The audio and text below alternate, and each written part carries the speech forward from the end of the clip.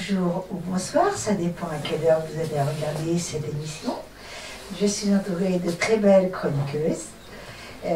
Il y a Awa, bonjour. Bonjour Mimi. Et Mélissa, une nouvelle. Bonjour Qui Mimi. est là en ce moment. Et nous avons que des hommes ici. C'est génial, génial, génial. Je voulais saluer par la même occasion tout le monde qui est derrière, derrière nous, à la régie. Et ils sont plusieurs, il y en a même un nouveau qui s'appelle Mathéo, Antoine, Philippe, et tous les invités qu'il y a. Bon, il y a quand même un respect au niveau de l'espace. Parce que comme tout le monde a peur, il n'y a pas de problème. Donc nous allons aller vers une toute nouvelle, nous ne faisons pas du tout de cadeau. Elle est première, c'est la première fois, elle s'appelle Mélissa. Mélissa, ton invité, tu vas me parler un petit peu de lui. Et tu vas le regarder aussi. Bonjour Eric Barberi, bienvenue Bonjour à la Mélissa, Sister. Marielle. Bonjour. J'ai pas retenu. Awa. Awa. Eric, tu nous viens de Nîmes, J'habite tu à as Nîmes, fait la oui. route jusqu'ici. Et oui, je suis né à Montpellier, mais j'habite à Nîmes. Et tu as un parcours un peu atypique, Eric. Tu es ancien cheminot depuis Pourquoi ancien 18 ans. Non, ça va faire 20 ans, Jean-Louis. 20 ans cheminot. Et je viens fraîchement de reprendre le 15 septembre, justement. D'accord. Voilà. Et tu es aussi... Manque d'effectifs. Manque d'effectifs. Le chômage partiel est terminé. Pour reprendre l'activité professionnelle. Est-ce que tu es venu en train ce matin? Vandard m'a desservi, je suis venu avec un ami. Alors Eric, tu es aussi un artiste multiple talent, puisque tu es à la fois peintre, sculpteur, écrivain, auteur et musicien. Mais ça, c'est pas encore beaucoup développé. Voilà, alors ça fait depuis 2014 que tu as édité déjà 8 livres. En gros, c'est C'est ça. ça. C'est énorme, énorme. C'est pas mal, ouais. Ça en fait, et Qu'est-ce que vous en notamment... pensez? C'est énorme, hein? Énorme. Ah, c'est gentil, merci. En plus, il a un sourire Ah ouais? super sympa. Ah, non, hein? c'est quand on voit un coup, tu as dit qu'on pourrait voir. Alors, tu as écrit notamment des recueils de poésie. Un recueil de poésie de l'amour qui vient de sortir C'est ça. aux éditions Sidney Laurent. Juste avant, il y avait un roman avec cette même société d'édition. Sera-t-il président? J'ai commencé à voir les premiers chiffres. Pour un début, c'est pas mal. C'était ma première expérience en tant que contrat à compte éditeur. Avant, c'était de l'auto-édition. Et je suis sur un nuage. Donc, je suis très content d'être là. Raison de plus. Ah, merci de nous faire Ah partager. non, c'est dynamique, c'est beau. Les studios sont merveilleux, le personnel est super. Alors, qu'est-ce qui t'a amené, Eric, à devenir écrivain, auteur? Dis-nous. De ton parcours de cheminot, qu'est-ce qui t'amène à être un jour écrivain, auteur? L'amour. Dis-nous-en un peu plus. L'amour. Les femmes, la foi. Quand tu étais cheminot, tu regardais que les femmes? Ouais. Et ils m'ont mis dans un service technique avec des hommes. Je suis puni au boulot. Alors, quelles sont tes sources d'inspiration, justement? C'est surtout après mon divorce. Je commence à écrire sur la rupture, le manque de ma fille, et puis après, comme je faisais à Bringue, j'écrivais sur les comptoirs. Et puis un jour, j'ai mis ça en papier, et puis j'ai voulu devenir écrivain. Je trouve que c'est magnifique. Et de là est sorti, du coup, ce recueil de poèmes qui est juste là. Ouais, c'est bon. De l'amour, on ne peut dompter un rêveur. On ne peut dompter un rêveur. Qu'est-ce que t'en penses, Marie? Moi, ce que je pense, Ouais. c'est que est-ce que tu as une belle voix ou quand tu fais tes poèmes ou tu as une voix classico? Ah non, je me débrouille pas mal. J'aimerais que tu nous lises un poème. Lire un poème? Ah oui. Non, plutôt Mélissa. Non! Avec ta voix. Avec ta voix! Passe-moi le livre. C'est toi l'artiste. Passe-moi Nous ne sommes que à ton Il service. va falloir que tu me tiennes le micro. Ouais, allez. Au hasard. Au hasard, Voilà. tu prends une au hasard. Sexy si possible. Ouais, l'objet pas. Allez, page 9. Allez, Page 9. Allez, 9. J'aime bien Tu jouer l'as ça. lu déjà? Non, pas Pas du encore. tout. J'ai un cheveu. Page 9, alors on y va. J'aime bien le chiffre 9. Ah ben c'est le premier. Ça s'appelle Le corps de cuivre. Alors, je montre à la caméra, les illustrations sont faites à l'encre de Chine par mes soins. Et ce poème, c'est un mélange entre une femme, le corps d'une femme et le corps de ma trompette, je suis trompettiste aussi. Et donc l'illustration le montre bien. Et dans le poème... Lis, ce serait bien. Bon, je voix présente. suave. Ah, on y va aller. Le corps de cuivre. Là, bien posé, prêt à fonctionner. La fin est évasée et son embouchure argentée à sa moitié. Bien sculpté, ses pistons viennent scinder, ses courbes bien allongées, les doigts restant allongés. Quelle envie de te saisir pour un instant de plaisir. Tu attires mes envies immobiles et sans bruit. Mon alliance est trop grande, je reste sans te perdre. Tes coulisses sont closes, tu me métamorphoses. Tout autour bien terni, la joie m'envahit. Je retrouve le bonheur à la vue de ta clameur. Je ne t'avais jamais autant regardé. Quelle complicité que par tes formes élancées, moi l'homme ai pu souffler pour te faire jouer. Jouer. Jouer. Comme je t'ai regardé la fin, je vais dire autre chose. Commence à faire chaud quand même. Ouais, moi c'est pareil, moi c'est pareil. Quelle déclaration On d'amour. peut pas boire un coup là. Quelle déclaration d'amour quand même. Il y a presque un poème pour une femme différente. D'accord, d'accord, c'est Il y en a super. même un dédié à ma mère et un à ma fille. D'accord, mais c'est super Pas parce que les que elle doit être heureuse de toute cette imagination. Je ne sais pas si tu es aussi bon en réel. Elle est Par contre, j'ai pas un peu pu. mini aujourd'hui. Il y a une chambre derrière. Il fait chaud. Moi, c'est pareil. C'est chaud. J'ai mis un veste en plus. Merci de nous faire partager tes muses. Et donc c'est toi aussi qui as fait les illustrations, Oui, c'est ça? oui. Les calligraphies à l'encre. À l'encre de Chine. Magnifique, qui représente les corps de femmes. Ben, celui-ci, oui, mais il y en a d'autres.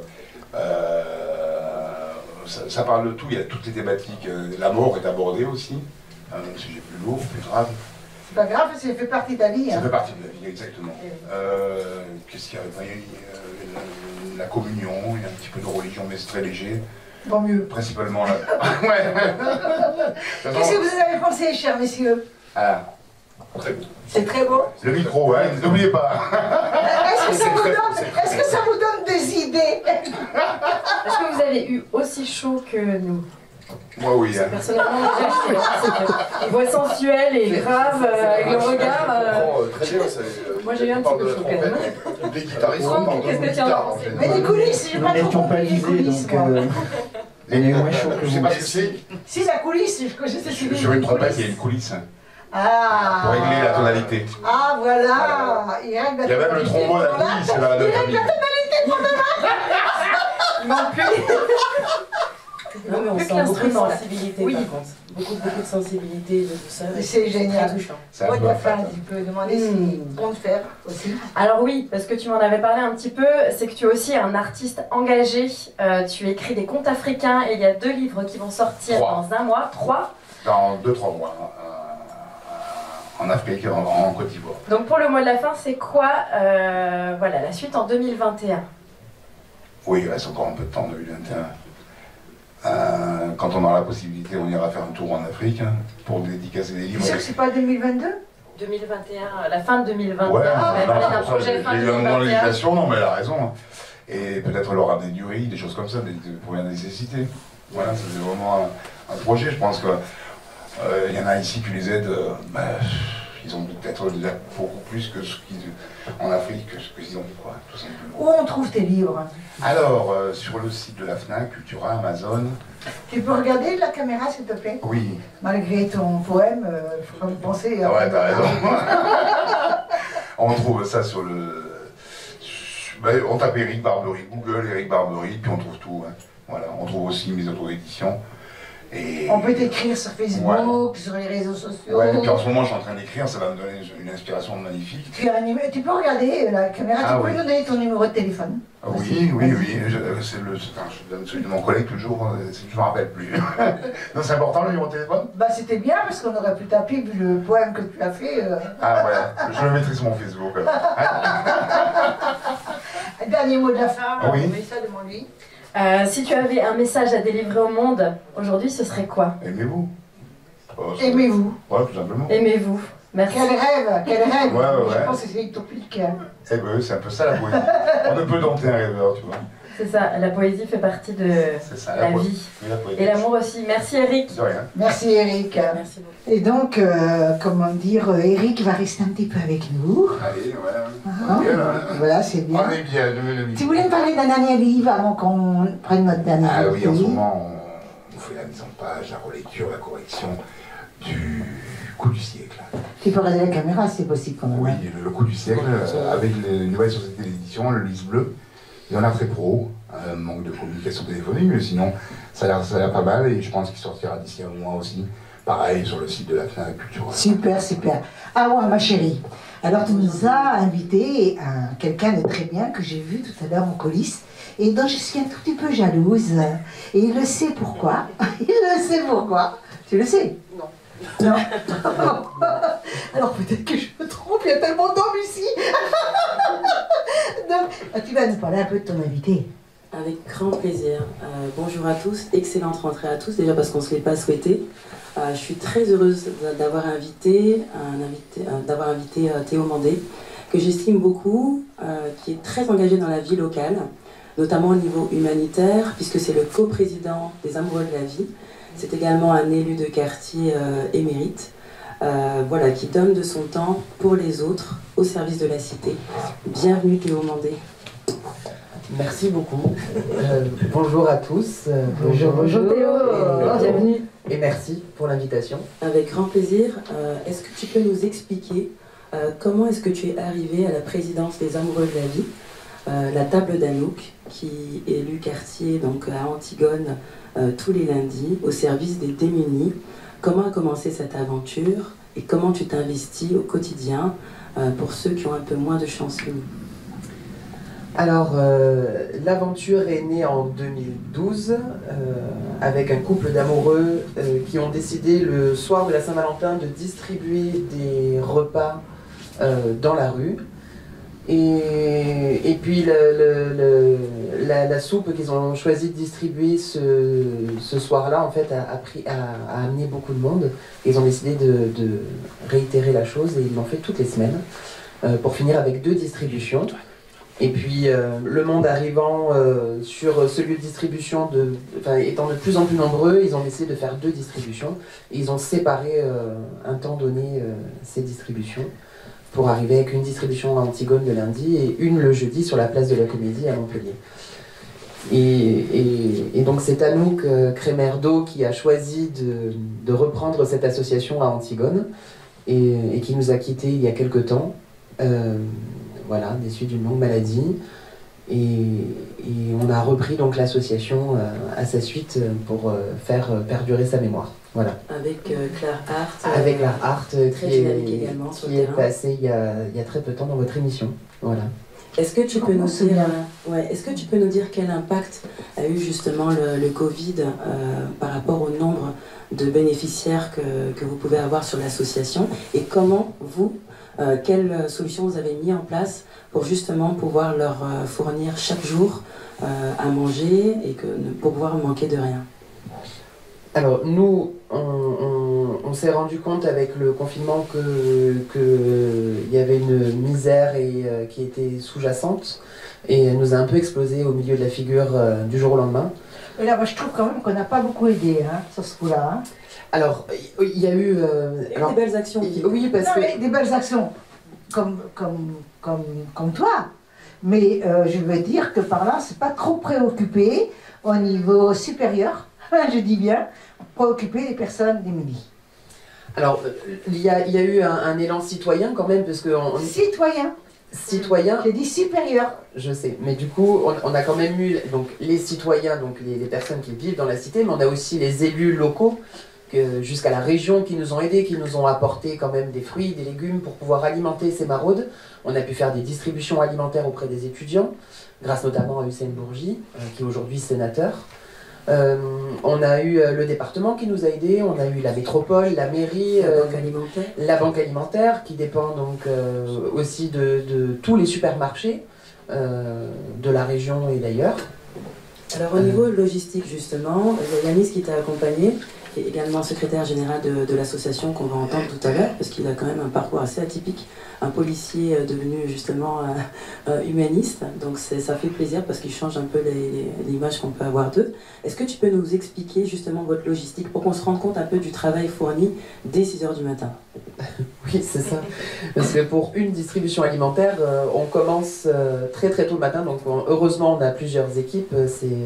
C'est David avec son équipe qui commence le matin, qui part. Vous êtes à peu près?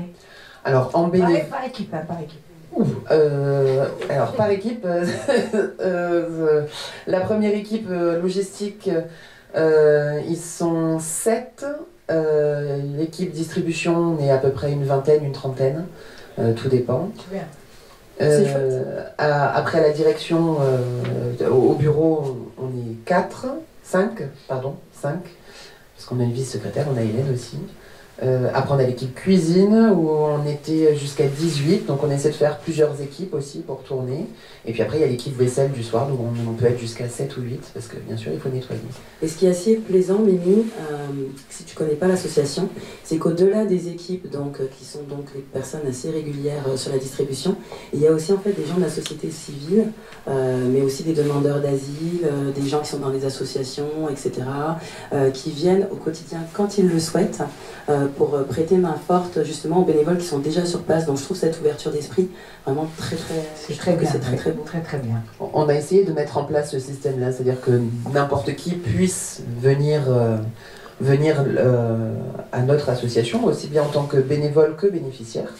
Et c'est ce qui fait qu'aujourd'hui, on se retrouve avec un panel assez complet finalement autour de la table d'Anouk. C'était ce que voulait Anouk, c'était une table où on puisse se retrouver, échanger, discuter, et pas seulement faire de l'assistanat, entre guillemets, faire juste de l'aide alimentaire. Parce que l'assistanat, effectivement, si on ne les investit pas à donner un petit peu aussi de soi, c'est pas très bon. C'est ça, c'est-à-dire que là on les responsabilise aussi, parce que souvent ce sont des personnes qui ont perdu toute responsabilité dans la vie. Alors pas que, parce qu'on n'a pas que des personnes, qui sont sans domicile, on a aussi des étudiants, on a aussi des retraités, on a des commerçants. De plus en plus. De plus en plus. Des enfants. Beaucoup de familles avec enfants. Qui vivent dans des voitures. S'ils en ont une d'ailleurs. C'est ça, on a des personnes qui vivent dans des squats, c'est horrible. Bon, par contre, j'ai envie de parler de quelque chose aussi, d'une petite anecdote qui est très très belle, puisqu'il y a aussi beaucoup d'amour. Il y a eu un couple de bénéficiaires qui s'est rencontré aux amoureux de la vie. Et se sont mariés. Ils se sont mariés. Donc je voudrais que tu nous parles de ce couple. C'était une très belle histoire. Je crois que c'est Claire qui les a unis. Et donc j'ai envie que tu nous parles de ces amoureux qui représentent très très bien l'association, puisqu'ils sont devenus également bénévoles, je crois. C'est ça, on a donc eu Gocha qui était en France depuis quelques années, qui est réfugié politique, qui nous a demandé de l'aide pendant le confinement, puisqu'il s'est retrouvé à la rue en ayant des très très gros problèmes de santé. Oh là là. Et donc du coup, on l'a aidé à trouver un logement grâce à d'autres associations, parce qu'on est là aussi pour faire le lien avec les autres associations. Et on a réussi donc à lui trouver un logement, à le stabiliser. Et dans notre association, on a aussi quelqu'un qui est venu nous demander de l'aide, et finalement ils se sont rencontrés, ils ont fini par se marier au bout d'1 an. Super, super. C'est très très bien. Il y a quelque chose qui m'intéresse aussi, et d'ailleurs c'est super, c'est dommage que tu n'aies pas emmené la photo de mariage. On vous l'enverra. Oui. On l'enverra. Ce serait bien qu'on puisse la mettre. Je voudrais savoir si parmi toutes ces aides, vous avez des médecins. Alors oui, on a ouvert plusieurs pôles. On a ouvert un pôle médical grâce à Médecins du Monde. Et là, on va avoir l'appui de l'assurance maladie, de l'Hérault, la CPAM. Et on a d'autres choses aussi. On a un accès aux droits, puisqu'il y a certaines personnes qui ne connaissent pas leurs droits en France. Et c'est aussi une manière de les responsabiliser. Mais c'est pas facile, hein. Non. Pas facile. Non. Parce qu'on ne croit pas, mais quelquefois quelqu'un ne va pas le dire, et il est illettré, il ne peut pas écrire, rien, et il ne va jamais remplir son papier, il ne va pas oser dire pourquoi.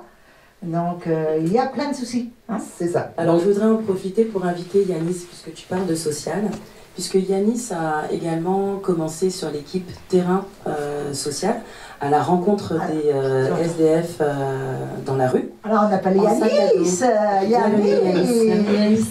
Yanis, Ce que je vous propose, c'est que je vais lui laisser ma place. Et ça, tu vas rester Et debout je vais rester debout, je vais mettre à derrière côté. lui. C'est ça. Ils sont inséparables, hein. C'est pour ça que Ils je sont les mets tous les inséparables, deux. il est grand quand même. Hein, donc ça va. Bonjour à tous. Oh, regarde, ici, on va là le Bonjour, problème. Yanis. Merci. Voilà, là, il est trop grand. Donc Yanis, Bonjour. il a, comme je vous disais tout à l'heure, un parcours qui est remarquable, qui est brillant et surtout qui est inspirant. Puisque de policier, il passe à humaniste, vraiment au service des gens au quotidien. C'est comme ça qu'on s'est rencontrés. Donc il part en sac à dos à la rencontre des gens, en équipe sociale, toujours avec le sourire. Et donc il épaule Théo au quotidien, aux amoureux de la vie, au niveau logistique, dès très tôt le matin. Donc je voudrais que tu nous expliques justement au quotidien comment tu t'investis au sein des amoureux de la vie. Alors concernant les amoureux de la vie, je suis arrivé en été 2014. J'avais rencontré Anouk sur la place Paul Bech à Antigone. Et on avait échangé et elle me disait si tu as du temps à donner, que ça t'intéresse vraiment de venir. Et depuis j'ai fait un essai et j'ai pu quitter l'assaut. J'ai fait des petites pauses entre temps car niveau professionnel j'étais énormément pris. Et du coup j'étais rentré en tant que simple bénévole. Des fois je cuisinais chez moi et j'apportais des plats. Et ensuite, Le couscous, je voilà, me c'est ça. souviens d'un couscous maison royale Un grand qui était assez couscous maison. succulent. Ah, Ça, c'est c'est bien. bon, ouais. C'est bien. Voilà, car j'ai la chance d'avoir un papa qui est chef de cuisine. Et après, suite à malheureusement son décès, à sa longue maladie, on lui avait fait la promesse qu'on continuerait l'association quoi qu'il arrive, qu'on C'est se génial. battra. Et avec Claire, Théo, on s'est réunis ainsi que tous les autres bénévoles où on continue à poursuivre nos maraudes chaque lundi en proposant une cuisine qui est 100% maison avec des produits frais. Et aujourd'hui, on arrive à gérer tout ça grâce à tous les partenaires et surtout les bénévoles, car ça prend du temps. C'est une fois par semaine, mais il ne faut pas croire, c'est du 7 jours sur 7. Car voilà, il faut faire les commandes, gérer la logistique, l'entretien du camion, faire les plannings pour savoir quel bénévole peut venir. Alors j'en profite. Voilà. Est-ce que vous avez un appel aux dons à faire, je souffle un peu l'idée comme ça, pour qu'on puisse vous soutenir au quotidien et qu'on puisse vous encourager à aider justement les démunis? Comment est-ce qu'on peut faire pour vous joindre? Alors, on a la page Facebook La Tu Table peux regarder la d'Anouk. caméra. La page Facebook La Faut Table les d'Anouk. draguer là, Yanis, mets le paquet. Et on est également sur Instagram, lta.montpellier. Et effectivement, on est en recherche de partenaires qui pourraient nous aider à financer un nouveau camion. Car malheureusement, on a de plus en plus d'équipements parce qu'on essaye de respecter les normes qui sont pas faciles. Mais voilà, malheureusement, on a un budget qui est prévu. Et voilà, on a besoin d'un financement d'un grand camion pour pouvoir stocker et également d'un local. Car malheureusement, à l'association, on n'a pas de local et on stocke tout chez nous. Et c'est un peu compliqué. C'est pas normal de ne pas avoir de local. Il y a tant de personnes qui aident, dont tu as dit tout à l'heure tous les noms. Comment se fait-il que ces personnes ne peuvent pas louer un petit local? Bon, je vais reprendre le micro. Alors, il faut savoir une chose, c'est que ça reste très compliqué de pouvoir stocker chez soi, parce que ça veut dire qu'il faut se rendre disponible aussi tout le temps. Il faut pouvoir, à un moment donné, en plein milieu de la semaine, même si on est au travail, Pas chez pouvoir soi, ouvrir.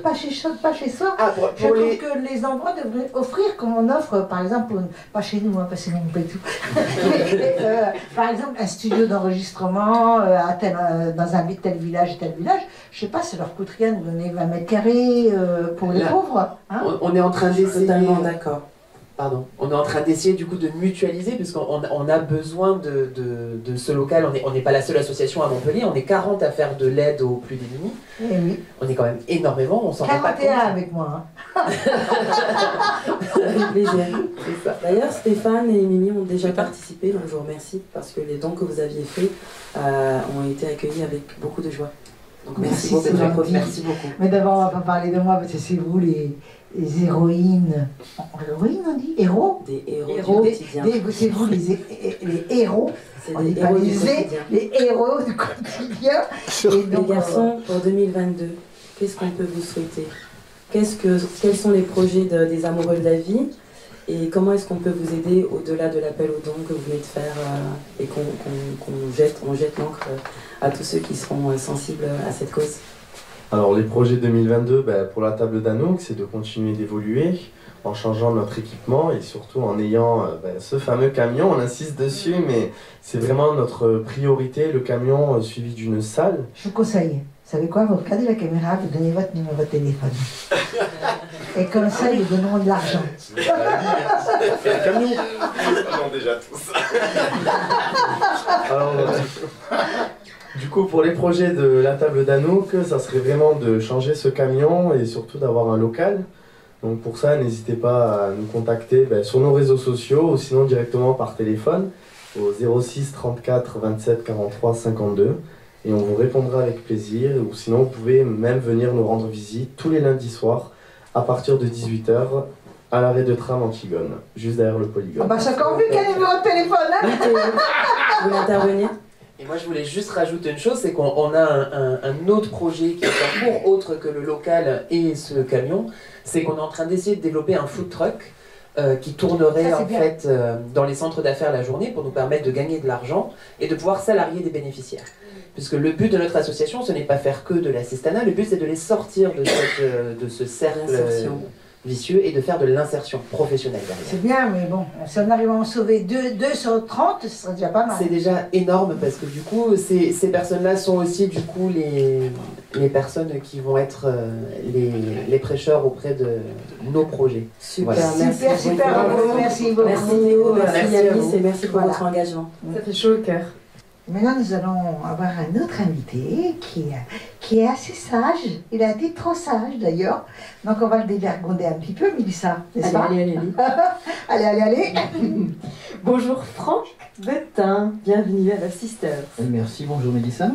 Alors Franck, j'ai l'honneur de te présenter aujourd'hui. Donc tu es à la fois écrivain et journaliste depuis 1998 et aussi éditeur. Tout à fait. Et tes passions sont écrire et partager. Donc tu as fondé les éditions ProDev et tu as publié en tant qu'auteur de nombreux ouvrages professionnels centrés sur l'entrepreneuriat, notamment le guide du créateur d'entreprise. Et puis en 2020, premier confinement, nos libertés sont chamboulées, pour peu dire, et tu lances une nouvelle aventure, l'écriture d'un projet collectif, un ouvrage qui s'intitule « Nos vies en 2020 dans l'ombre d'un virus ».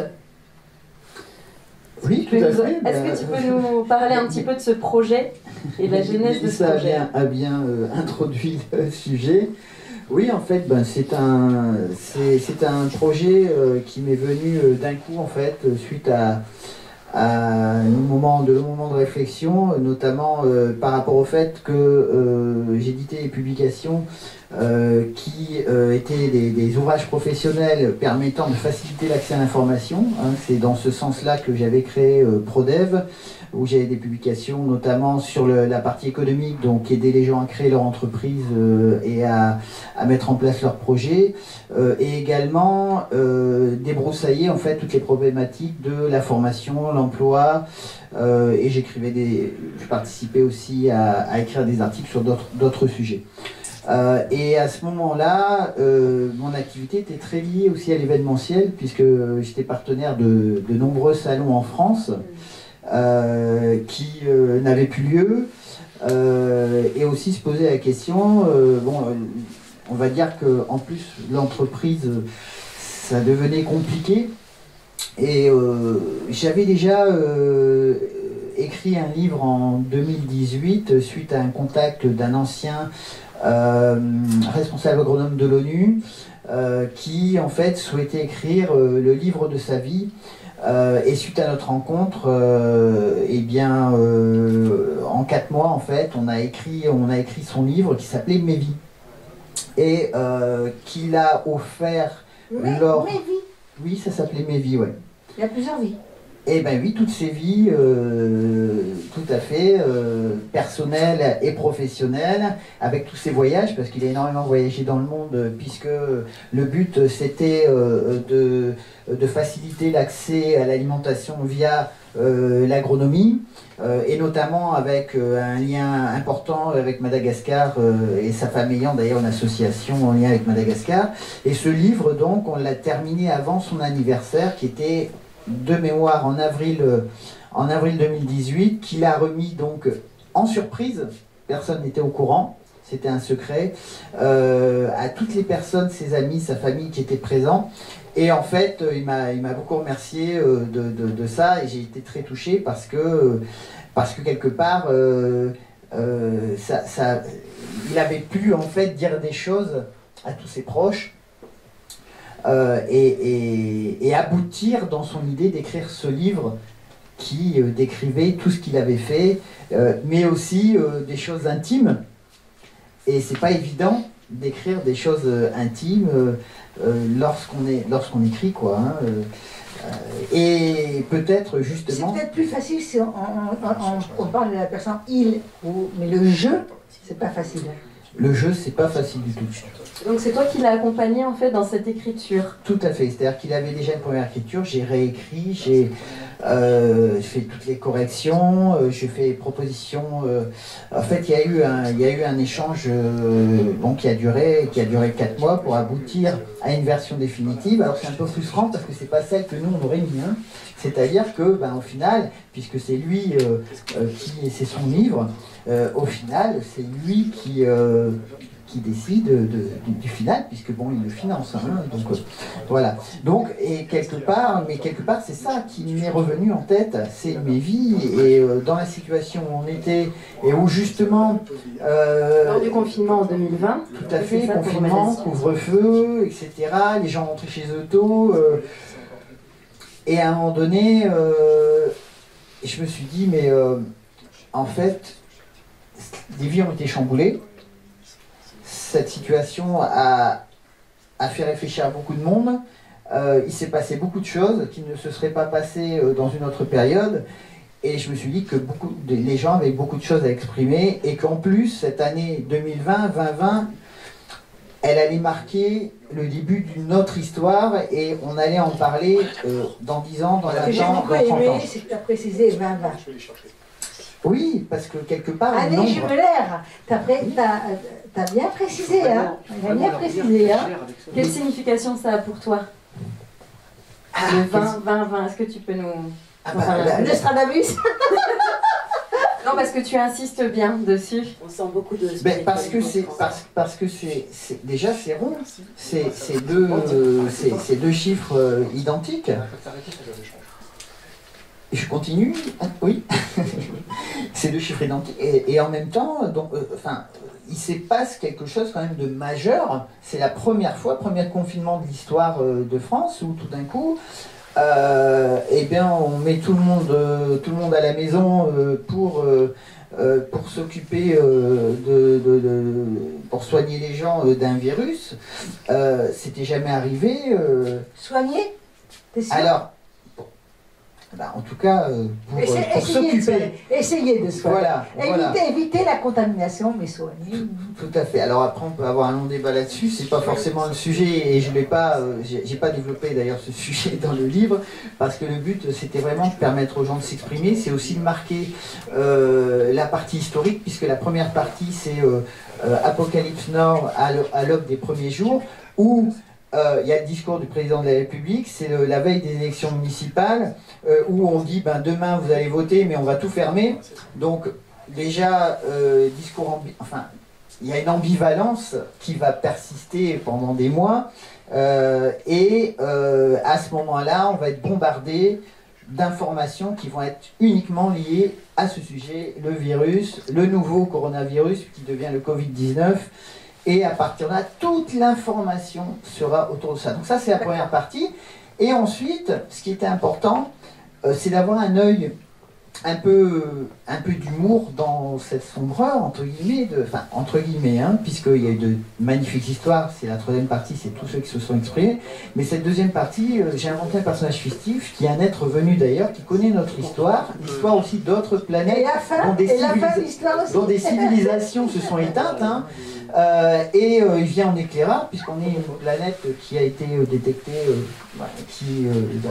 à laquelle il s'intéresse parmi d'autres. Il est invisible, et à ce moment-là, il va nous décrire notre monde en 2020 avec cette vision décalée humoristique, et introduire également tout ce qui s'est passé, les révoltes qu'il y a eu pendant cette année dont on n'a pas parlé dans le monde, aussi l'année où il y a le plus d'événements climatiques jusque-là. Pour cause. Voilà, donc, il y a quelques anecdotes assez sympas. Tu l'as sorti quand, ce livre? Il est sorti en juin. En juin, donc là, il vient juste de sortir, quoi. Et il est sorti juste au début de l'été. Voilà. Et en plus, je tiens à le préciser, c'est que moi j'ai été coincé, au début coincé, puis après c'était volontaire au Costa Rica, parce que je suis parti 15 jours au début, et comme les frontières se fermaient ici, ça a été bloqué. On nous a dit avant de rentrer, il a été bloqué. Avant de rentrer, les frontières sont fermées sans dire qu'on pouvait rentrer en fait en tant que résident français. Donc j'ai reporté. Et puis le lendemain, on nous a dit les résidents français peuvent rentrer. Bon, j'ai reporté. Et puis à ce moment-là, bon, j'animais également un comité éditorial qui devait se faire en présentiel, mais pour finir, qui se faisait en distanciel étant donné la situation. Et il y a eu l'accord de le faire à distance. Je suis resté 4 mois là-bas et j'ai décidé d'écrire totalement le livre là-bas. Enfin, le livre, c'est particulier, c'est que c'est une œuvre collective aussi, en fait. Voilà, tout à fait. Et c'est la troisième partie. Voilà, il y a 69 textes précisément, c'est 68. Ça témoignages. Du coup, d'autres personnes qui ont de leur ressenti, de ce qu'ils ont vécu. Tout à fait. Et justement, ça démarre, par exemple, le premier texte, c'est les personnes qui étaient en voyage au moment, qui étaient à l'autre bout du monde, notamment au moment où arrive cet événement et ou qui sont entrés en catastrophe. Ça commence un peu par le voyage. Et ensuite, en fait, on a tous les cas de figure. C'est un échantillon de la population française, donc beaucoup de la métropole de Montpellier et d'Occitanie, mais également, il y a le président de la Chambre franco-américaine de commerce d'Orlando. On va clôturer cette interview. Et où est-ce qu'on peut trouver ton livre ? Alors, on le trouve déjà en ligne, il suffit de taper dans votre moteur de recherche Nos vies en 2020 dans l'ombre du virus. Et à ce moment-là, vous trouverez déjà la vidéo de lancement du projet et le lien pour vous le procurer, ainsi que toutes les informations. Tu as une page Facebook aussi. Oui, qui s'appelle Nos vies en 2020 dans l'ombre du virus. Il y a, alors, moi, ce que je voulais dire, c'est que tu as une chance inouïe quand même, malgré quelquefois où tu es séquestré dans un pays ou dans un autre pays. Tu es écrivain, donc tu peux écrire partout. Exactement, exactement. C'est une chance inouïe quand même. Tout à fait. Et puis en fait, je fais tout de A à Z parce que ce livre, en fait, j'ai fait appel à aucun prestataire. C'est toi qui as fait la couverture, c'est la première chose que j'ai faite. C'est-à-dire quand j'ai lancé le projet, j'ai créé la couverture et dit voilà. Ça s'est fait en 48 heures. Je te demandais comment on fait pour le joindre. Alors donc Franck, où est-ce qu'on peut te retrouver? Est-ce que tu peux nous donner ton numéro de téléphone peut-être? Alors, je suis pas comme ça donner mon numéro de téléphone à la télévision. Mais avec Franck Betain, vous trouvez tout en ligne. Donc la page Facebook, il y a déjà la page également du livre. Je pense que là, il y a vraiment toutes les informations pour retrouver le livre et puis poursuivre l'actualité. Du livre. Il y a Prodev également, puisque ce sont les éditions Prodev, P-R-O-D-E-V. Je pense que vous avez tout ce qu'il faut là pour accéder à l'information. Merci Franck. Merci, et si tu avais un mot à adresser au monde pour 2022, un message à adresser. C'est un message d'espoir dans le sens où il y a des gens comme Théo, des associations qui ont beaucoup œuvré. D'ailleurs, on parle beaucoup dans le livre, dans cette troisième partie, il y a eu des aventures collectives, il y a eu des transformations également, des événements par exemple qui ont dû persister différemment, qui ont dû survivre, qui se sont même bonifiés parce qu'en fait, ce qui nous caractérise, c'est la résilience. C'est-à-dire que d'une situation compliquée, on va en faire quelque chose de positif parce que je pense qu'on est globalement fait comme ça, c'est qu'on réagit, on passe de la survie à de l'amélioration quelque part. Et là, par exemple, Théo est dans ces associations humanitaires qui ont œuvré sur le terrain et qui à ce moment-là ont eu un surplus et ont eu une augmentation des difficultés, et ils ont dû aussi s'organiser et il y a eu des histoires humaines comme ce mariage. Donc je garde humain, espoir et résilience. Je te remercie Franck. Merci beaucoup. Merci à vous de m'avoir invité. Merci. Nous enchaînons pour la deuxième partie des Love Sisters. Quelques-uns sont restés avec nous parce qu'ils n'ont pas voulu nous quitter. Parce qu'ils pensent qu'ils vont avoir du champagne après. Et donc maintenant, c'est à qui le tour, les filles? C'est au tour de notre chanteur de charme, Lucky Gaz. Non mais, présenté par Muriel. Voilà. Chanteuse, artiste multiple, femme à la voix sensuelle et au regard de Lyon. De Lyon? Ah, ça c'est bien Lyon, j'aime bien Lyon. En tout cas, le lien c'est la musique et on en profite pour parler de ton nouvel album également qui arrive bientôt. au service de la bonne cause pour les démunis. Donc bravo. Et les Gaëlle. SDF, qui va s'appeler Pour La cette Rue et il initiative. sort le 15 septembre. C'est un magnifique clip, je dis bien magnifique clip. Tous les bénéfices seront remis aux Reines de Cœur, à Dominique Font, et seront remis directement justement aux associations. Bravo, pour ce projet. Voilà, je voulais le dire et le préciser parce que je suis obligée, parce qu'ils ne veulent pas me laisser parler autrement. Alors, moi, je suis obligée de m'imposer, vous comprenez hein. Non, mais on va voir Lucky, c'est ça? Yes. Lucky Gas a plusieurs... il fait plein de choses, mais toujours dans la musique quand même. Hein. Tu fais de la guitare, tu es chanteur, auteur, compositeur. Est-ce que j'ai oublié quelque chose hein? Artiste de talent. Artiste de talent, tu as une âme avec tes yeux. Quand il nous regarde, il a une âme, tu trouves pas? Je l'ai entendu chanter, très honnêtement, je lui ai dit. Je sais pas comment ça donnait des tu as frissons. pu l'entendre chanter, je crois sur internet. Hein. On était juste à côté. À ses enregistrements, La vache, il a dit. lors de son entraînement, c'était ouais, très c'est ça. très beau. Est-ce que tu peux me parler un peu de toi? Depuis quand tu es artiste? Depuis tout jeune, je suppose? Oui, on va dire ça. Comment ça t'est venu? En fait, la guitare, j'ai des chiffres. J'ai commencé la guitare, j'avais 12-13 ans, Ah, quand même. voilà. Et puis après, alors après, bien sûr, j'ai travaillé, j'ai fait l'armée, machin. Et Je vais te couper. 12-13 ans. C'est grâce aux copains ou à tes parents? Grâce à mes parents, parce qu'il y a un cousin de la famille qui est venu habiter à côté de chez nous. Il était prof de musique, mais il était surtout prof d'accordéon. Et mon père il dit mais voilà, il faut que tu en profites, il faut que tu apprennes la musique. Et puis je dis je vais pas faire de l'accordéon. Et puis ce cousin il m'a dit mais écoute, moi je joue pas que de l'accordéon, je peux te faire voir des accords de guitare un peu. Et là j'ai dit ah ben ouais, si ça parle de guitare. Donc en fait j'ai pris une année de cours avec lui. Et puis après, ça a été... Quand on dit une année, ça peut être très court. Si c'était fait une fois par mois, ça fait 12 leçons. Une année, à quel intervalle? C'était une fois par semaine. Ah, quand même. Ouais, pour l'année scolaire. L'année scolaire, quoi, voilà. Vous avez combien? On va dire une trentaine de fois, une trentaine, ouais. Si on apprend quand même pas mal, une heure à peu près. Ouais, mais quand on est jeune, ouais, voilà. Ça, on apprend vite, on a encore 13 ans, c'est mieux, hein. Ouais, c'est mieux quand même. Hein. On apprend plus vite à 6 ans, 5-6 ans. Hein. Ouais, non, même à 12-13 ans, je pense. Mais après, voilà, après, je suis parti tout seul. Voilà. En fait, je suis autodidacte, hein, plus que... Mais c'est très bien d'être autodidacte, c'est-à-dire qu'il y a l'instinct. L'instinct, on peut pas apprendre l'instinct. Pour moi. Hein. Oui, il y a une histoire d'instinct, c'est sûr. Voilà. Voilà. Puis après, au fur et à mesure... j'ai été confronté à des musiciens, alors des gars du conservatoire, des jazzeux, machin, qui écrivaient la musique et tout. Et en fait, par le fait de cette confrontation et en les voyant faire, j'ai appris ma petite théorie, mais qui est très très petite. Voilà. Et on sent beaucoup d'influence jazz, blues, musique américaine quand même, j'ai l'impression. Ouais, c'est que ça. Ouais, j'ai senti. C'est très bizarre. Et après, comment t'es venue l'idée de composer? Tu as composé d'abord la musique avant de faire les paroles ou tu as fait les deux en même temps? C'est selon ce qui arrive.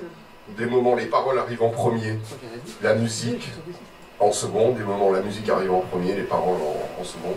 Donc c'est des thèmes. Et puis, donc quand on commence la composition, on se dit bon, on va essayer de raconter des trucs, voilà, et puis on s'écarte souvent de la réalité. Et en fait, j'ai été bien entouré, et notamment par des bluesmen, par des Américains, qui m'ont dit, mais Gaspard, si tu composes, regarde ce qui est à côté de toi, regarde ta propre vie. Et nous, c'est ce qu'on raconte dans nos chansons. Exactement. Voilà. Est-ce que tu écris pour quelqu'un? Je peux te demander une faveur, Oui. parce que je suis fan de jazz et de blues. Et il a une voix qui crône. Je rêverais qu'il nous fasse un petit acapella. Je crois que c'est possible. Oui, j'aimerais aussi que tu nous fasses un acapella. Acapella. Est-ce que tu peux nous faire ça comme Ici, ça? ou acapella. Ici. Maintenant, devant tout le monde. Vous êtes tous caméra. d'accord? Vous êtes tous d'accord? Allez. Comme ça. Comme ça. Comme ça, acapella. Avec la voix qui crône comme ça, on a envie de t'entendre vraiment.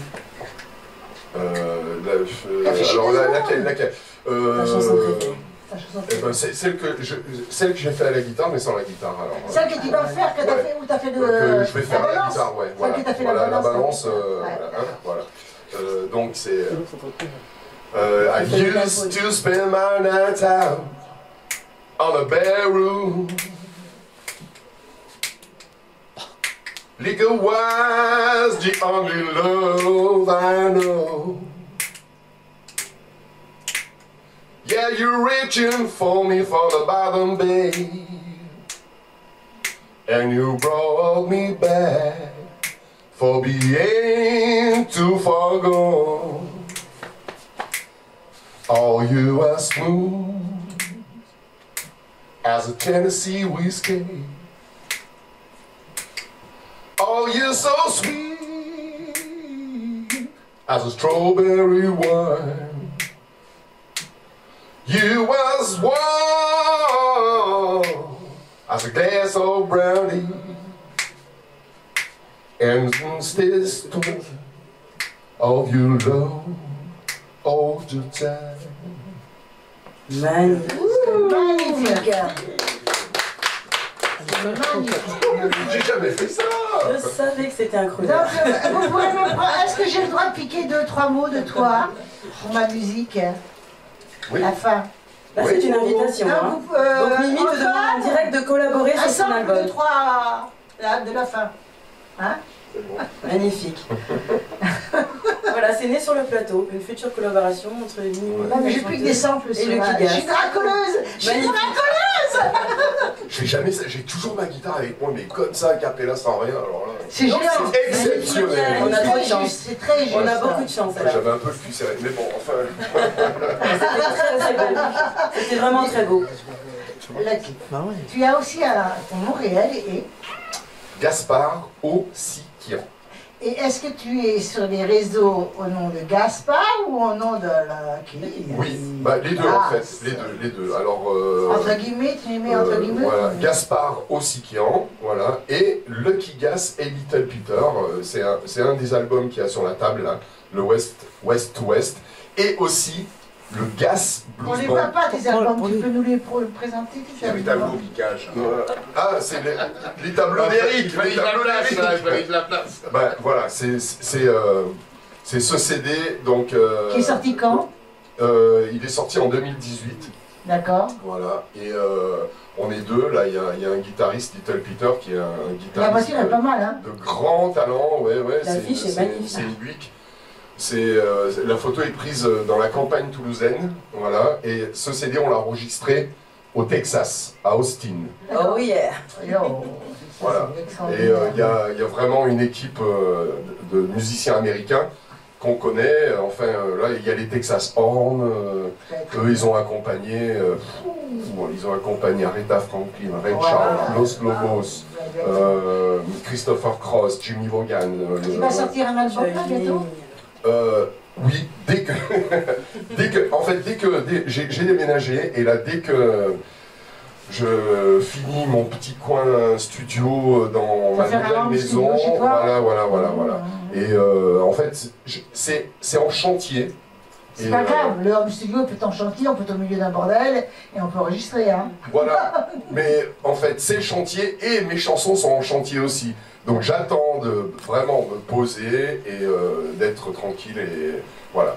Et bon, et un scoop, voilà. Un scoop. Tout ça c'est en anglais, sauf l'autre aussi. L'autre c'est un... ouais, celui-là... Toujours partant pour attraper elle, hein. Merci Iowa. Celui-là c'est Oriental Mood, lui il est quand même plus vieux, il a 14 ans. Et là c'est... Et pourquoi tu fais pas un medley de 2022 de tout ça, un medley de remix? Je sais pas, ouais, peut-être. Ça peut être super sympa, hein. En fait, celui-là j'aimerais bien qu'il revive sur scène parce qu'il est particulier. Donc j'ai détourné... Tu changes un petit peu les choses et tu fais un remix. Peut-être, c'est possible. C'est une bonne idée parce que les gens oublient vite. C'est possible. Mais celui-là j'ai fait un remix. Celui-là j'ai fait un remix de... on oublie vite quand même. En fait, c'est un métissage. Je suis d'origine arménienne et là-dedans il y a des instruments folkloriques arméniens avec les mélodies arméniennes ancestrales que j'ai métissées avec le blues, le boogie et le rock'n'roll. Dernière question. Voilà. Celui-là, il est magique. Dernière question. Est-ce que tu as gardé toutes les pistes de tes chansons? Oui. Oui. Ça, c'est intelligent. Hein. Oui. Il a été fait du temps du numérique. Donc c'est sur disque dur, celui-là aussi. C'est pas grave, tu loues un truc là, c'est pas grave. Ouais, non mais voilà. Celui-là, Oriental Mood, vous pouvez le trouver de partout, il est sur toutes les plateformes de téléchargement. C'est vraiment un bel artiste. Alors maintenant, cher Gas, je voudrais que tu regardes la caméra et que tu nous dises où on peut te joindre. Vous pouvez me joindre sur Facebook. J'y suis souvent, voilà, à mon nom, Ossikian Gaspard, ou Lucky Gas et Little Peter, ou alors encore Gas Blues Band. T'as poussé le bouchon là, hein. 3 noms quand même, t'as poussé le bouchon. Moi j'en ai que 2. Hein, il y en a 3. T'as poussé le bouchon. Le Gas Blues Band, c'est parce qu'on accompagne avec ce groupe-là les artistes américains. Voilà. Bon, dis-moi, est-ce que tu as un numéro de téléphone où on peut te joindre? Ouais, mais je vais pas le donner. Pourquoi? T'as peur de quoi? T'as peur de quoi? J'ai peur de Poutine. Elle est copine aujourd'hui.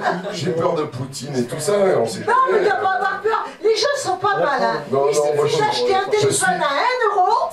Je suis né en ex-URSS, je donne pas mon numéro comme ça. Et c'est sérieux, voilà. Bon. Donc on peut te joindre, on espère te revoir, et là on va te voir en live. Ah ouais.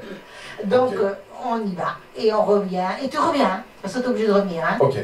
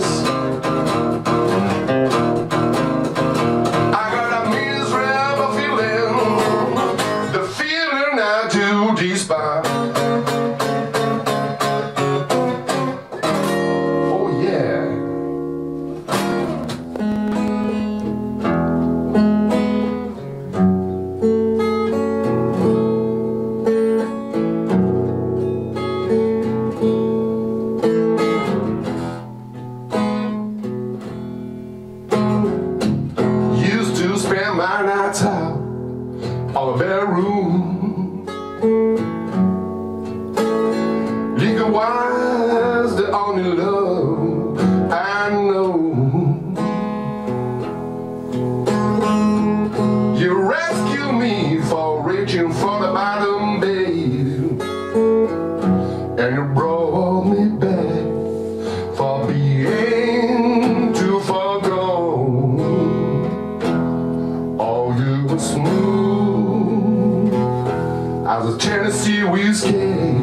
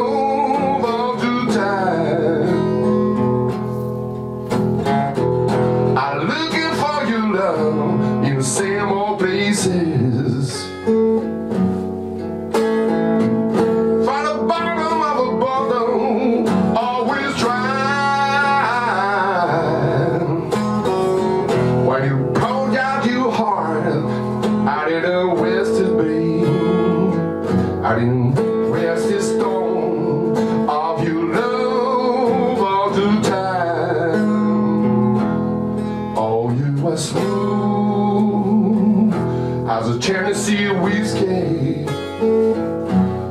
Oh, you're so sweet as a strawberry wine. You was warm as a glass of brandy, baby. And there's only you know to get me high. Oh, you're so smooth as a Tennessee whiskey, and you're so sweet as a strawberry wine. You was warm as a glass of brandy, babe, and Lord, as the storm of your love.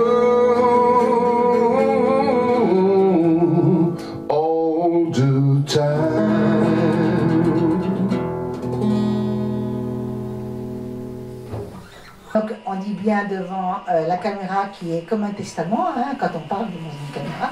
J'ai le droit de piquer trois mots de toi a cappella sur une de mes chansons. Tu m'as bien dit, hein? Oui. Tu confirmes?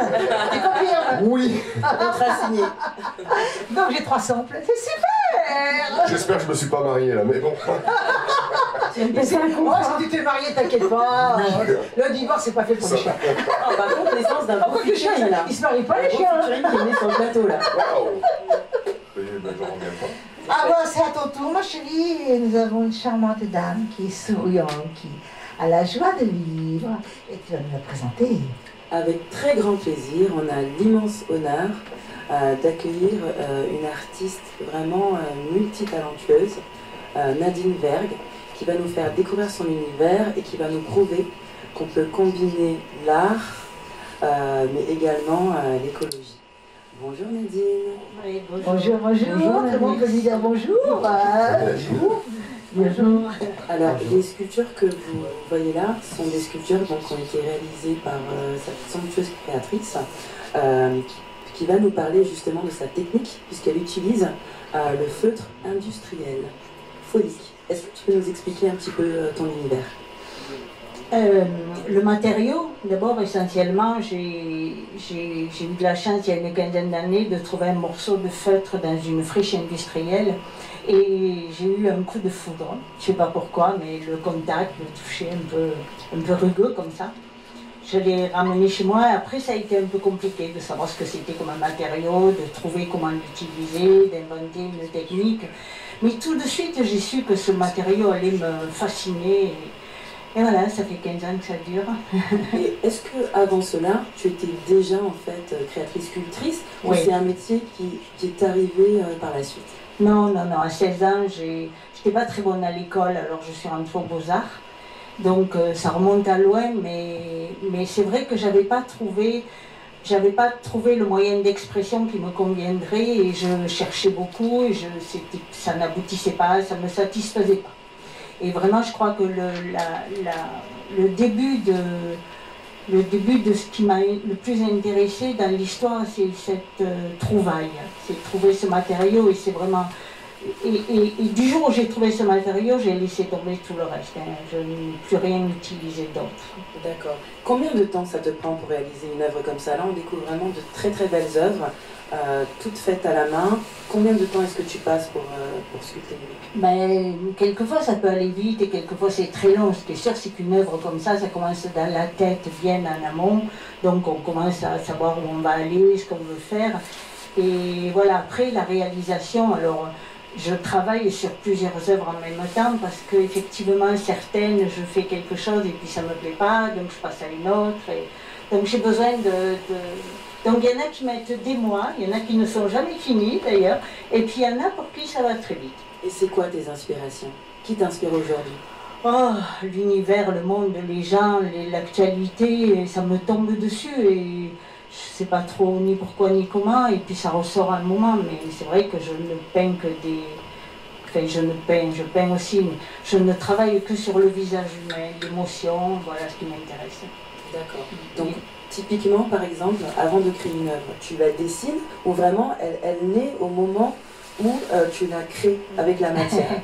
Alors, j'ai essayé de dessiner, de faire des projets écrits, parce que je trouve que c'est bien le côté dessin, ça marche jamais au final. Non, donc, elle a raison. Je suis une assidue au boulot, hein, je suis vraiment une fourmi. Tous les matins, je suis à l'atelier, j'aime me lever tôt, donc je vais à ton atelier. Pardon? Ton atelier, où se trouve-t-il? Il est contigu à ma maison. Donc, mais où exactement? À Saint-Afrique, dans le sud d'Aveyron, sur un cos en pleine campagne. Donc en pleine nature. Ouais, voilà. Donc je bosse tous les matins et voilà, des jours ça sort. Ah, du matin, moi je suis pas du matin. Ouais. Non, très souvent les artistes, souvent le matin ça les inspire. C'est vrai? Ouais, je pense très souvent. Il y a les artistes de nuit aussi. Oui, les écrivains, t'en as qui sont de nuit, du matin. Et est-ce que tu exposes? Où est-ce qu'on peut retrouver tes œuvres? Alors, là, en ce moment, je suis dans un creux, les expos d'été sont finis, mais je pars à Paris la semaine prochaine à Arcité, qui est une grosse expo avec plusieurs artistes. Tu prends un camion? J'ai une grosse voiture, très grosse voiture. Une très grosse voiture. Ouais, voilà. Donc on peut voir que c'est quand même une Wonder Woman, Nadine. J'ai l'impression que c'est une femme autodidacte, multicasquette, qui fait tout toute seule et très indépendante. Est-ce que j'ai bien décrit ma personnalité ou pas? Ouais, j'ai mâché. Moi, ce qui m'intéresse, c'est savoir, est-ce que si on met ces sculptures, si on met ces sculptures dehors, quand il pleut, est-ce qu'ils tiennent la pluie? Alors c'est une bonne question parce qu'effectivement c'est un matériau qui est issu du recyclage, donc il est composé de matières plastiques qui sont feutrées, qui est la technique donc.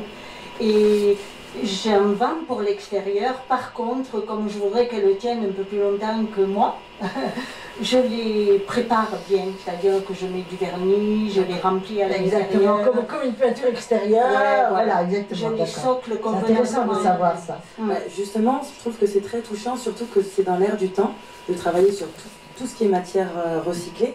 Est-ce que c'était un engagement de ta part ou c'est vraiment en fait le hasard de tomber sur cette matière pour lequel tu as eu un coup de cœur? Oui, c'est le hasard complètement parce que quand j'ai tout trouvé et touché cette matière, je ne savais pas du tout ce que c'était au départ. Hein. C'est après que j'ai appris le processus. Et tu as un accent, tu es d'où? De l'Aveyron. C'est l'accent Saint-Afrique. C'est marrant, j'aurais dit Amérique du Sud. C'est très mignon. Moi aussi. Ah ouais? Moi aussi. Bon, une autre vie peut-être, alors je sais pas. Non mais moi elle m'a fait sourire et telle réalité quand elle a dit, elle a parlé du passé, mais le passé a une histoire. Et pour moi, le passé, même s'il a une histoire, lorsque tu te souviens de ton propre passé, ce n'est que le clonage de ton passé, puisque c'est des flashs. Je ne sais pas si vous êtes d'accord avec moi. Alors, j'ai pas tout suivi, mais par contre, j'avais une petite question pour Nadine, qui va un peu rejoindre justement ce que tu dis, Mimi. Je voulais savoir justement si ton passé, ta vie antérieure, parce que je crois que tu n'as pas toujours été créatrice, t'aident aujourd'hui pour créer tes œuvres d'aujourd'hui? Et quel rapport tu as en fait avec tes œuvres? Souvent, les artistes ont leurs œuvres comme des bébés. Toi, est-ce que tu as la distance nécessaire qu'il y a, ou au contraire, tu crées et tu offres ton œuvre? Il y a plein de questions en même temps là. Donc, en premier, je m'attache beaucoup à certaines œuvres, d'autres moins. Et celles auxquelles je m'attache, elles restent à l'atelier un moment avec moi. Et puis le jour le jour où j'ai décidé que bon, j'en avais d'autres qui remplaçaient, je peux les exposer et m'en séparer. Ouais. D'accord. Est-ce qu'elle porte un nom? Oui, mais bon, je sais qu'elle, c'est Marie-Madeleine, parce que cet été, j'ai eu la chance d'exposer dans un très bel endroit qui était une église. Et j'ai fait à Rodez, dans une galerie, et j'ai fait la scène. Donc avec les 12 apôtres et Jésus, et ce sont des pièces de ma scène. Je sais qu'elle, c'était la seule nana du plateau, donc c'est Marie-Madeleine. Et quand tu les achètes, quand ça te fait pas mal au cœur, tu les vois partir, tu es obligé de leur dire au revoir. Il y en a certaines qui restent à l'atelier, c'est ce que j'ai je disais tout à l'heure. Mais il y a tu le vives, hein. C'est toujours un peu compliqué, mais l'argent, ça fait du bien aussi quand même. Hein. C'est obligé. Comme disait Fabienne Thibault, lorsque j'étais sur scène avec elle, on en a besoin. Ouais, c'est ça, voilà. On peut pas, c'est pas très comestible, donc il faut que je. Ouais. Et donc, elles ont l'air d'avoir une âme, ces œuvres. Vraiment, quand on les regarde, je voudrais t'acheter celle-ci, moi. C'est très très beau. Je voudrais t'acheter celle-ci. Est-ce que Marie-Madeleine? Est-ce que je peux... Non. Je voudrais. Dans l'absolu. Dans l'absolu. Est-ce que c'est très cher? Moi, je trouve pas. Non, mais toi, tu peux pas trouver. Non, moi, je trouve pas. Les pièces comme ça, ce sont des pièces qui sont vendues 1 200 € en galerie. Ça n'a pas de prix, tout est fait à la main avec beaucoup d'amour. Oui, mais c'est raisonnable, 1 200 € quand tu mets 2 mois de travail, je veux dire, voilà. Pour une sculpture comme ça, oui, c'est raisonnable. Ouais. Voilà, c'est très intéressant de le savoir pour les gens qui aiment l'art et qui ont envie d'avoir quelque chose de particulier, presque unique, quoi. Carrément unique. Ce sont des pièces uniques, quoi, en plus. Nadine, est-ce que tu travailles seule ou parfois il t'arrive justement de travailler avec d'autres créateurs sur des œuvres communes? Comment est-ce que tu travailles d'habitude? Tu es plutôt solitaire ou... Je suis plutôt solitaire, mais j'aime beaucoup quand j'ai l'occasion de partager avec d'autres artistes ou de faire des résidences d'artistes. Voilà, c'est quelque chose qui est très chouette toujours parce qu'on apprend beaucoup dans la promiscuité, comme ça, dans le partage, dans la discussion. Et tu travailles surtout en France ou également à l'international? Ça m'est arrivé d'aller à l'étranger, ouais. Dans quel pays? J'ai fait une résidence d'artiste à Sao Paulo il y a quelques années. Et au Brésil? Ouais, j'ai adoré, je suis restée 15 jours. Et j'ai travaillé et je suis allée à Séoul aussi pour une galerie il y a 3-4 ans. En Corée du Sud, magnifique. Donc tu es, en plus d'être une artiste, une citoyenne du monde, engagée sur la protection de l'environnement puisque tu recycles toutes tes œuvres. Et tu fais des pièces uniques avec beaucoup de passion. On a vraiment beaucoup de chance d'avoir cette artiste sur le plateau. On peut te joindre comment? Mon téléphone? Moi je... Non, je t'ai pas dit. En regardant la caméra. Si on veut acquérir une œuvre, comment doit-on faire? Alors, je suis sur Facebook, je suis à l'atelier chez moi, donc à près de Saint-Afrique. Et mon numéro de téléphone, qui est la façon la plus facile pour me joindre, c'est 06 70 00 14 23. Merci. Et tu t'appelles Nadine Vergue. Est-ce que tu as un surnom? Non. Nadou. Quand j'étais collégienne, Nadou. Ouais. Ah, Nadou, tu as presque réussi, hein, presque réussi. Elle est voyante, Awa, elle est voyante. Non, mais un pur bonheur, vraiment de. On vous remercie tous. C'est un bonheur de tous vous avoir. Vous êtes vraiment agréables. On a des plateaux en ce moment qu'agréables. Mais vous pouvez être qu'agréable avec des filles aussi que nous. Elle est adorable. Merci beaucoup. Merci à nos invités. Et on vous dit tous à très bientôt. On vous dit tous à très bientôt. Bye. À très bientôt. Ciao, ciao. À bientôt.